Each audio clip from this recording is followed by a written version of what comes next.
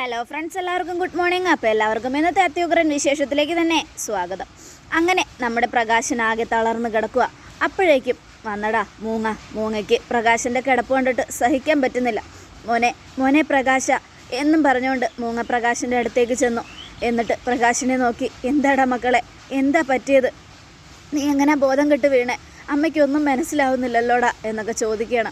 അത് കേട്ടതും വല്ലാത്ത വേദനയമ്മേ, നെഞ്ച് വല്ലാതെ വേദനിക്കുന്നുണ്ട്, ഒന്ന് സംസാരിക്കാൻ പോലും കഴിയുന്നില്ല, നെഞ്ച് നിന്ന് പോകുന്ന വേദനയാണ്. അത് കേട്ടതും ഈശ്വര, എൻ്റെ മോനിത് എന്താ പറ്റിയത്? എൻ്റെ പൊന്നുമോൻ എന്താ പറ്റിയത്? ഒരാപത്തും മോന് സംഭവിക്കില്ല, മോൻ പേടിക്കണ്ട. അല്ല, നിങ്ങൾ കോടതിയിലേക്കല്ലേ പോയത്? അവിടെ നിന്ന് വക്കീല മോനെ ഇവിടെ എത്തിച്ചത്. അപ്പോൾ വിക്രം എവിടെ? വിക്രത്തിന് എന്താ സംഭവിച്ചേ?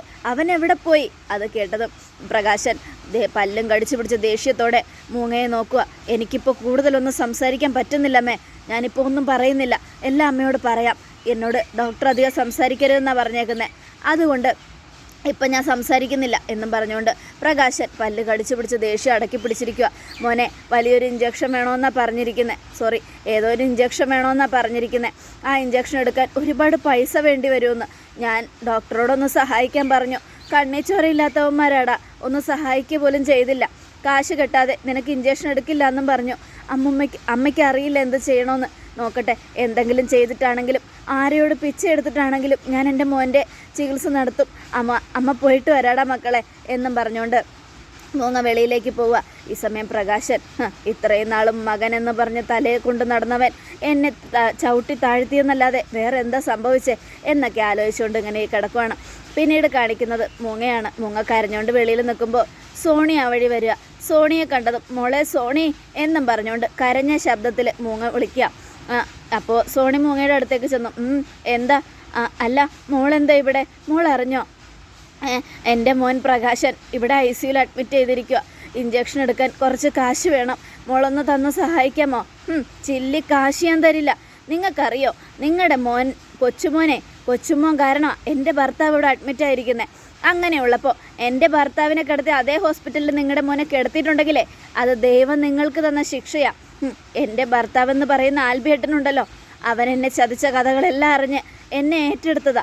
അങ്ങനെയുള്ളപ്പോൾ എൻ്റെ ഭർത്താവിനെ തലയ്ക്കടിച്ച് വീഴ്ത്തിയിട്ട് കൂസലുമില്ലാതെ നിങ്ങളുടെ കൊച്ചുമോൻ കോടതി കയറി ഇറങ്ങുന്നുണ്ടല്ലോ, അവനും അനുഭവിക്കാൻ കിടക്കുന്നതേ ഉള്ളൂ എന്നൊക്കെ പറയുകയാണ്. ഇത് കേട്ടത് മോളെ, അങ്ങനെ പറയല്ലേ മോളെ, വിക്രമാണ് അത് ചെയ്തതെന്നുള്ള തെളിവൊന്നും ഇല്ലല്ലോ. എൻ്റെ കൊച്ചുമോനല്ല അത് ചെയ്തത്, നിങ്ങളുടെ കൊച്ചുമോൻ തന്നെയാണ് അത് ചെയ്തത്. അതിലെനിക്ക് ഒരു സംശയമില്ല. ആദ്യം ശരണി എന്ന് പറയുന്ന ആ പെൺകുട്ടിയുടെ ഭർത്താവിൻ്റെ തലയ്ക്കടിച്ച് കോമ സ്റ്റേജിലാക്കി. അതിനുശേഷം എൻ്റെ ആൽബേട്ടനെ, റിപ്പറിൻ്റെ സ്വഭാവമുള്ള അവനെയൊന്നും വെറുതെ വിടാൻ പാടില്ല, തൂക്കിക്കൊല്ലുകയല്ലാതെ വേറെ വഴിയുമില്ല. എന്തായാലും അവൻ അനുഭവിക്കാൻ കിടക്കുന്നതേ ഉള്ളൂ. അവനെ തലയിൽ വെച്ചുകൊണ്ട് നടന്ന നിങ്ങളും അനുഭവിക്കും, നിങ്ങളുടെ മോനും അനുഭവിക്കും. അത് കേട്ടതും മോളെ, അങ്ങനെയൊന്നും പറയല്ലേ മോളെ, എൻ്റെ പ്രകാശന് തീരെ വയ്യ, സീരിയസ് ആണെന്നാണ് ഡോക്ടർ പറഞ്ഞത്. അതുകൊണ്ട് ഇത്തിരി കാശ് തന്ന് സഹായിക്കണം. തരില്ലെന്ന് പറഞ്ഞില്ലേ? നിങ്ങൾക്ക് കാശ് തരണമെങ്കിൽ നിങ്ങളുടെ മകള് ഇവിടെ എവിടെയെങ്കിലും ഉണ്ടാവും, ഒന്നെങ്കിൽ മകളെ വിളിച്ച് അന്വേഷിക്കും. ഇനിയിപ്പോൾ മകള് തന്നാലും അതിൽ അതിശയിക്കാനൊന്നുമില്ല, കാരണം അതും നിങ്ങളുടെ മോൻ വെറുക്കുന്ന മകളുടെ കാശാണ്. കല്യാണി കൊടുക്കുന്ന ശമ്പളം കൊണ്ടാണ് കാദംബരി ചേച്ചിയും രതീഷ് ചേട്ടനും ഇപ്പോൾ ജീവിക്കുന്നത്. അതുകൊണ്ട് തന്നെ കല്യാണിയുടെ പൈസ കൊണ്ട് അയാളുടെ അസുഖം മാറണമെന്ന് അയാളോടൊന്ന് ചോദിച്ചു നോക്ക്, അയാൾ എന്ത് പറയാൻ നോക്കാം. ഇനിയും തരികിടയായ മകനെയും തലയിൽ വെച്ചുകൊണ്ട് നടന്നാലേ നിങ്ങളൊക്കെ അനുഭവിക്കാൻ പോകുന്നതേ ഉള്ളൂ. എന്തായാലും അനുഭവിക്കാതെ ഈ മണ്ണിൽ നിന്ന് പോവില്ല. എൻ്റെ ആൽബേട്ടന് അത്രയ്ക്ക് വേദനിച്ച ഇവിടെ കിടക്കുന്നത്. പാവം എൻ്റെ ആൽബേട്ടൻ്റെ തലയ്ക്കടിച്ചിട്ട് ഒരു കൂസലും ഇല്ലാതെ മുങ്ങാന്ന് വിചാരിച്ചവനാ. ദൈവത്തിൻ്റെ കോടതിയിൽ അവന് ശിക്ഷയുണ്ട്, അതുപോലെ നിയമത്തിനും ഉണ്ട്, നിയമത്തിൻ്റെ മുന്നിലും അവന് ശിക്ഷയുണ്ട്. എല്ലാവരും കൂടെ അവനെ തൂക്കിക്കൊല്ലാതിരുന്നാൽ നല്ലത് മോളെ. അവനും പ്രകാശനും കൂടിയാണ് കോടതിയിലേക്ക് പോയത്. കോടതിയിൽ നിന്ന് പ്രകാശനെ ഇങ്ങോട്ട് കൊണ്ടുവന്നത്. ഇനി വിക്രത്തിന് എന്താ സംഭവിച്ചതെന്ന് എനിക്കറിയില്ല. അറിയില്ലേ? എന്നാ അറിയും, അധികം വൈകാതെ തന്നെ നിങ്ങളെല്ലാം അറിയും. അതുകൊണ്ട് കാദംബരി ചേച്ചിയും രതീഷേട്ടനും അവിടെ ഇരിപ്പുണ്ടത്. അവർ ചെക്കപ്പിന് വന്നാന്ന് തോന്നുന്നേ, അവരോട് പോയി ചോദിച്ചു നോക്ക്. ചിലപ്പോൾ നിങ്ങൾക്ക് കാശ് കിട്ടുമായിരിക്കും, കാരണം അവരുടെ കാശുണ്ടല്ലോ. ഞാൻ നിങ്ങളുടെ മോനെ ചികിത്സിക്കാൻ എന്തിനാ കാശ് തരണേ? അയാൾ എൻ്റെ ആരെങ്കിലും ആണോ? ഒരിക്കലുമില്ല. ഇനി ഒരു അമ്മായച്ഛൻ്റെ സ്നേഹം പോലും അയാൾ എനിക്ക് തന്നിട്ടില്ല. അങ്ങനെയുള്ളപ്പോൾ എനിക്ക് അയാളെ നോക്കേണ്ട കാര്യമൊന്നുമില്ല എന്നും പറഞ്ഞുകൊണ്ട് സോണി പോവുക. മോളെ, വേണ്ടെന്ന് പറഞ്ഞില്ലേ, എന്നോട് ചോദിക്കണ്ട, ഞാൻ തരില്ല, 5ൻ്റെ പൈസയും തരില്ല എന്നും പറഞ്ഞുകൊണ്ട് സോണി അങ്ങ് പോവുക. സോണി പോയി കഴിഞ്ഞതും മൂങ്ങ ഇരുന്ന് കരഞ്ഞുകൊണ്ട് നേരെ രതീഷിൻ്റെയും കാദംബരിയുടെ അടുത്തേക്ക് ചെല്ലുക. അവരവിടെ ചെക്കപ്പിനായിട്ടിരിക്കുമായിരുന്നു. മോളെ കാദംബരി എന്നും പറഞ്ഞുകൊണ്ട് മൂങ്ങയുടെ വിളി കേട്ട് കാദംബരി തിരിഞ്ഞു നോക്കുക. മോളെ നീ ഇവിടെ ഉണ്ടായിരുന്നോ? അമ്മമ്മ എന്താ ഇവിടെ? എടി നിൻ്റെ അച്ഛനെ ഇവിടെ ICUയിൽ അഡ്മിറ്റ് ചെയ്തിരിക്കുക. ICUയിലോ? എന്നാൽ പിന്നെ സംശയിക്കാനില്ല, അങ്ങേര് തട്ടിപ്പോകും തന്നെ തോന്നേ. അയ്യോ അങ്ങനെ പറയല്ലേ മോളെ. മോളച്ഛൻ ഒരുപാട് ദ്രോഹം ചെയ്തിട്ടുണ്ട്. പക്ഷെ എന്തൊക്കെയായാലും അത് മോളുടെ അച്ഛനല്ലേടി. ദേ കുറച്ച് കാശ് വേണമെന്നാണ് പറഞ്ഞിരിക്കുന്നത്. ഏതോ ഒരു ഇഞ്ചക്ഷൻ ഇടാനുണ്ടെന്ന്, അതിട്ടാലേ വേദന കുറയുള്ളൂന്ന്. കാര്യം കുറച്ച് സീരിയസാ. മോള് കുറച്ച് കാശ് ഒന്ന് സഹായിക്കണം. അയ്യടാ ദേ ഞങ്ങൾക്കിപ്പോൾ കാശിന് കുറവൊന്നുമില്ല. പിന്നെ ഇനിയിപ്പോൾ കാശ് വേണമെന്നാണെങ്കിൽ അത് കല്യാണിയോട് ചോദിക്കണം. നിങ്ങൾക്കറിയാലോ, എന്തെങ്കിലും പ്രശ്നമോ സങ്കടമോ ഉണ്ടായാൽ ഒന്നും മുഖം നോക്കാതെ സഹായിക്കുന്ന കുട്ടിയാണ് കല്യാണി. അവളെപ്പോലും നിങ്ങളുടെ മകൻ വെറുത്തിരിക്കുക. എൻ്റെ അച്ഛനെന്ന് പറയുന്ന ആൾക്ക് പെൺമക്കളെ ഇഷ്ടമല്ലല്ലോ. പിന്നെ എന്തിനാ പെൺമക്കളായ ഞങ്ങളുടെ പണം? അതെ നിങ്ങളുടെ കൊച്ചുമോനുണ്ടല്ലോ, അയാളുടെ പുന്നാര മകൻ, അവനോട് വന്ന് പൈസയും കൊണ്ടുവന്ന് അവൻ്റെ അച്ഛനെ രക്ഷിക്കാൻ പറ. അത് കേട്ടതും അതാണ് മോനെ മനസ്സിലാവാത്തത്. ഈ വിക്രവും പ്രകാശനും കൂടി ആ കോടതിയിലേക്ക് പോയത്. ഇതുവരെ പ്രകാശം മാത്രമേ ഇവിടെ വന്നിട്ടുള്ളൂ. വിക്രത്തിന് എന്താ പറ്റിയെന്ന് അറിയില്ല. അതുകൊണ്ടാണ് എനിക്ക് അറിയാത്തതുകൊണ്ടാണ് മോനെ ഞാൻ ഇങ്ങനെ എല്ലാവരോടും യാചിക്കുന്നത്. ആ വിക്രം എന്ന് പറയുന്നവന് ഒന്നും സംഭവിക്കാതിരിക്കട്ടെ. എന്തായാലും അവന് സംഭവിച്ചാലും അത്ഭുതപ്പെടാനൊന്നുമില്ല. കാരണം അത്രയ്ക്ക് ദ്രോഹമല്ലേ അവൻ എല്ലാവരോടും ചെയ്തത്. എന്തായാലും ദേ നിങ്ങളുടെ കൊച്ചുമോനെക്കുറിച്ച് ഓർത്താണ് നിങ്ങളുടെ മോൻ്റെ ഹൃദയം നിന്ന് പോണെങ്കിൽ അതങ്ങ് നിന്ന് പോകുന്നതല്ലേ നല്ലത്. എന്തൊക്കെ സംഭവിച്ചാലും നിങ്ങളുടെ കൊച്ചുമോൻ ചെയ്തതൊന്നും ശരിയായ കാര്യമാണോ? ആ പാവപ്പെട്ട ശരണ്യയുടെ ഭർത്താവിൻ്റെ തലക്കടിച്ച് അയാളെ കോമ സ്റ്റേജിലാക്കി. സോണിയുടെ ഇപ്പോഴത്തെ ഭർത്താവിൻ്റെ തലക്കടിച്ച് സോണിയുടെ ഭർത്താവിനെ ICUയിലാക്കി. അങ്ങനെയുള്ളപ്പോൾ അവന് ജയിൽ ശിക്ഷയല്ല തൂക്കുകയറ് കൊടുത്താലും ഇനി അതിശയിക്കാനൊന്നുമില്ല. അത് കേട്ടതും അങ്ങനെയൊന്നും പറയല്ലേടാ, അവൻ എന്താ പറ്റിയെന്ന് അറിയാത്തതുകൊണ്ടാണ്. എന്തായാലും ഇപ്പോൾ പ്രകാശനെ രക്ഷിക്കാൻ നിങ്ങളൊക്കെ കഴിയും. ഞാനേ കല്യാണിയെ വിളിച്ച് ചോദിക്കട്ടെ. കല്യാണി സഹായിക്കുകയാണെങ്കിൽ ഞാൻ സഹായിക്കാം. കല്യാണി പറയുകയാണെങ്കിൽ ഞാൻ സഹായിക്കാം. പിന്നെ എൻ്റെ കയ്യിൽ കാശിന് കുഴപ്പമൊന്നുമില്ല. മാസം മാസം അമ്മയുടെ ഇളയ കൊച്ചുമോള് ഞങ്ങൾക്ക് നല്ല ശമ്പളം തന്നെ തരുന്നുണ്ട്. അതിൽ ഞങ്ങൾക്ക് ഒരു പ്രശ്നവും.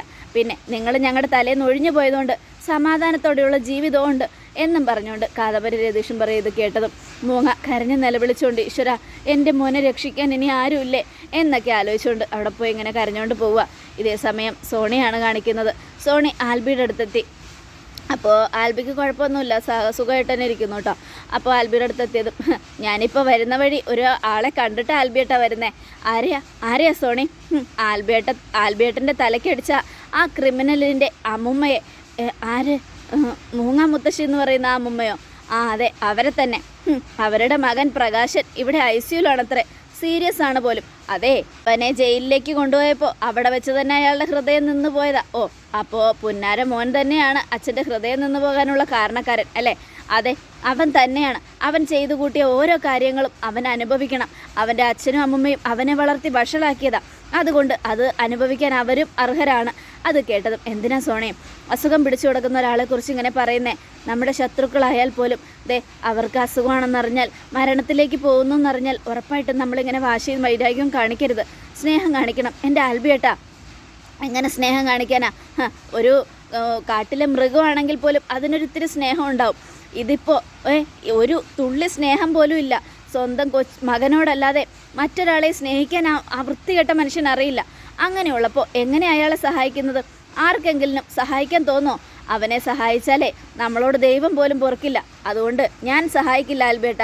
പക്ഷേ എന്നാലും അസുഖമായിട്ട് കിടക്കുമല്ലേ സോണി, നമ്മളോട് വന്ന് സഹായം ചോദിച്ച സ്ഥിതിക്ക് വേണ്ട ആൽബേട്ട. ആൽബേട്ടൻ്റെ തലയ്ക്ക് അടിച്ചിട്ട് പോയവനാ അവൻ. അങ്ങനെയുള്ളപ്പോൾ അവൻ്റെ അച്ഛൻ ഇങ്ങനെ കിടന്ന് അനുഭവിക്കണം.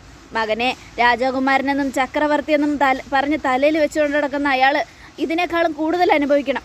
എന്നാലേ പെൺമക്കളുടെയും ആൺമക്കളൊക്കെ എന്താണെന്നുള്ള കാര്യം അയാൾ തിരിച്ചറിയും.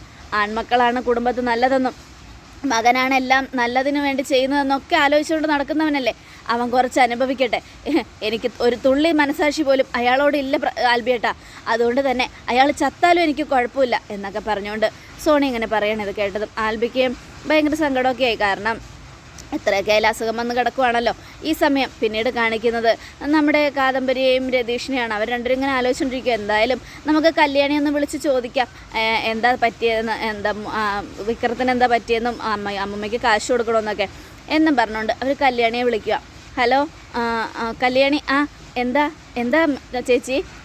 അത് പിന്നെ നമ്മുടെ അച്ഛൻ ഇവിടെ ICUലുണ്ടെന്ന് അമ്മുമ്മയെ കണ്ടപ്പോൾ പറഞ്ഞു. പിന്നെ അമ്മുമ്മ എന്നോട് കുറച്ച് കാശും ചോദിച്ചു. അതല്ല, കോടതിയിൽ വെച്ചാണ് അച്ഛനെ ഇങ്ങോട്ട് കൊണ്ടുവന്നതെന്നാണ് പറഞ്ഞത്. അല്ല, വിക്രത്തിന് എന്താ പറ്റിയേ? അത് കേട്ടതും അപ്പം അത് ചേച്ചി അറിഞ്ഞില്ലേ? ഇല്ല. എന്താ എന്താ കല്യാണി? അവനെ റിമാൻഡ് ചെയ്തോ? അവൻ ജയിലിലേക്ക് പോയോ? അതെ ചേച്ചി, അതുകൊണ്ടാണ് അച്ഛൻ്റെ ഹൃദയമിടിപ്പ് നിന്ന് പോയത്. ഓഹോ, അപ്പം ഇവിടെയും അയാളുടെ ഹൃദയമിടിപ്പ് നിൽക്കാൻ കാരണം സ്വന്തം മകൻ തന്നെയാണല്ലേ? പുന്നാരിച്ച് വളർത്തിയതല്ലേ, അനുഭവിക്കട്ടെ. അതെ ചേച്ചി. എന്തായാലും അതറിയാൻ വേണ്ടി വിളിച്ചതാ. എന്നാൽ ശരി കല്യാണി. ശരി ചേച്ചി എന്നും പറഞ്ഞുകൊണ്ട് ഒരു ഫോൺ വയ്ക്കുക. അപ്പോൾ ദീപ ചോദിക്കുക, എന്തായി മോളെ? മകനെ റിമാൻഡ് ചെയ്തത് അറിഞ്ഞ് അച്ഛൻ ബോധം കെട്ട് വീണു പറഞ്ഞല്ലോ അമ്മേ. ഇപ്പം ICUലുണ്ടെന്ന്. അമ്മുമ്മ എല്ലാവരോടും പൈസ ചോദിച്ചുകൊണ്ട് നടക്കുവാന്ന്. ഒരു ചില്ലി കാശ് പോലും കൊടുക്കരുത് മോളെ. അയാൾ അനുഭവിക്കട്ടെ. മകനെ തലയിൽ വെച്ചുകൊണ്ട് നടന്നതിന് അയാൾ ഇനിയും അനുഭവിക്കാൻ കിടക്കുന്നതേ ഉള്ളൂ. സ്വന്തം പെൺമക്കളെ തള്ളിക്കളഞ്ഞ് മകനെ മാത്രം തലയിൽ വെച്ചുകൊണ്ട് നടന്ന ആളല്ലേ. ഇനിയിപ്പോൾ മകൻ തന്നെ വന്ന് നോക്കട്ടെ. എന്തൊക്കെയായാലും എത്രയൊക്കെ ദ്രോഹമാണ് നിങ്ങളോട് അയാൾ ചെയ്തത്. എന്നിട്ടും മോളയാളുടെ 10 ലക്ഷം രൂപ കടം വരെ വീട്ടി. എന്നിട്ട് ഒരു കാരണമില്ലാതെ സോണിമോളുടെ ജീവിതം വേണ്ടി തകർക്കാൻ വേണ്ടി അവൻ ചെയ്ത കാര്യം ഒരിക്കലും എനിക്ക് ക്ഷമിക്കാനോ പൊറുക്കാനോ കഴിയില്ല. പാവം ആൽബിമോൻ്റെ തലക്കടിച്ചില്ലേ? അങ്ങനെയുള്ളവൻ തൂക്കുകയറ് കൊടുത്താലും അമ്മയ്ക്ക് വിഷമമൊന്നുമില്ല എന്നൊക്കെ പറയണം. ഈ സമയം കിരണം അത് തന്നെ എന്നൊക്കെ പറഞ്ഞങ്ങനെ തലയാട്ടിക്കൊണ്ടിരിക്കുക. അപ്പോഴും കല്യാണിക്ക് ചെറിയൊരു സങ്കടം. പക്ഷേ എന്നാലും വിക്രത്തിനെതിരെ ഒരു സെൻറ്റിമെൻറ്റും കാണിക്കാൻ കല്യാണി തയ്യാറല്ല. ഇതേ സമയം കാദംബരിയോട് രതീഷ് ചോദിക്കുക, എന്താ കാദംബരി, എന്താ കല്യാണി പറഞ്ഞത്? അതെ, വിക്രത്തിനെ റിമാൻഡ് ചെയ്തു എന്ന്. വിക്രത്തിനെ റിമാൻഡ് ചെയ്തോ? അതെ, കേസ് അവസാനം ജയിച്ചത് കല്യാണിയാണ്. അതുകൊണ്ട് വിക്രത്തെ റിമാൻഡ് ചെയ്യുകയും ചെയ്തു. അത് കണ്ടിട്ടാണത്രേ അച്ഛൻ്റെ ഹൃദയം നിന്നുപോയത്. അപ്പം പിന്നെ അത്ഭുതപ്പെടാനൊന്നുമില്ല. ഓമനിച്ചും പുന്നാരിച്ചും വളർത്തിയ മകൻ റിമാൻഡ് ചെയ്യപ്പെട്ടു എന്ന് കണ്ടിട്ടാണ് അയാളുടെ ഹൃദയം നിന്ന് പോയതെങ്കിൽ ചില്ലി കാശ് കൊടുക്കണ്ട. ഇപ്പോഴും ആ മകനെക്കുറിച്ച് ഓർത്താണ് അയാളുടെ ഹൃദയമിടിപ്പ് നിൽക്കുന്നത്. അങ്ങനെയുള്ളപ്പോൾ ഒരിക്കലും അയാൾക്ക് കാശ് കൊടുക്കാൻ പാടില്ല. ഇതിൻ്റെ പേരിൽ അയാൾ അങ്ങ് പരലോകത്തേക്ക് പോയാലും ഒരു കുഴപ്പമില്ല. എന്തായാലും വിക്രത്തിൻ്റെ അമ്മുമ്മയെ ഞാൻ ഈ വിവരം അറിയിക്കട്ടെ. കൊച്ചുമോൻ എന്ത് സംഭവിച്ചു എന്നും പറഞ്ഞ് അറിയാതെ നടക്കുമല്ലേ? എന്നാൽ ശരി രതീഷിട്ട് പോയി പറഞ്ഞിട്ട് വാ എന്നും പറഞ്ഞുകൊണ്ട് രതീഷ് നേരെ മൂങ്ങയുടെ അടുത്തേക്ക് ചെല്ലുക. അപ്പം മൂങ്ങ കരഞ്ഞുകൊണ്ടിരിക്കുക. എൻ്റെ ഭഗവാനെ, ഞാനിനി എന്ത് ചെയ്യും എന്നൊക്കെ ആലോചിച്ചുകൊണ്ട്.